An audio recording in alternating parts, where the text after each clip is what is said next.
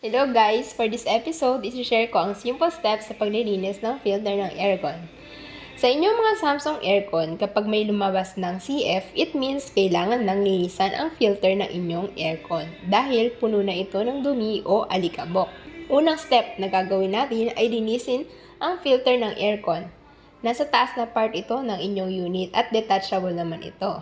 Tanggalin nyo lang siya ng dahan-dahan. Kapag tinanggal ang filter, ganito ang itsura. Then, itong tinanggal natin ang need na linisan. So, kuha tayo ng tubig at brush.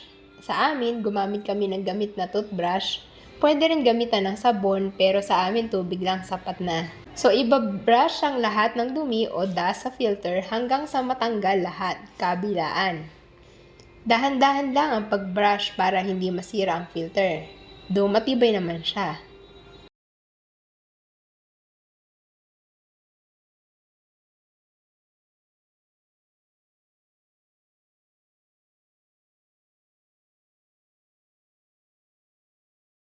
Pagkatapos ay banlawan, make sure na naalis na ang lahat ng dumi.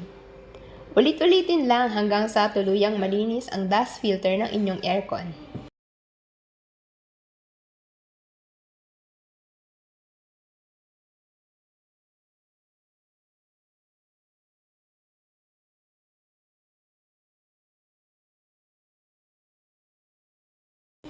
After na malinisan na at mabanlawan, punasan ng tuyong basahan o tela para matuyo.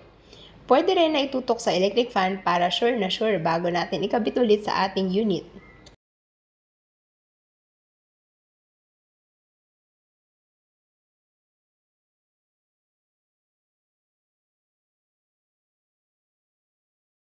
Once natuyo na, it's time na ibalik na siya sa kung saan natin ito tinanggal kanina.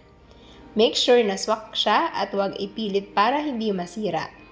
Then lastly, kapag naikabit na natin ay time to open na ng ating aircon.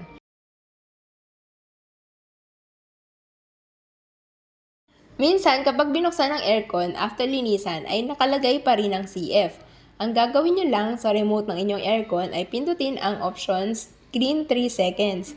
Then select filter reset gamit ang left and right button. Then pindutin ang set button. That's it guys. See you on our next instructional video. Don't forget to like and subscribe.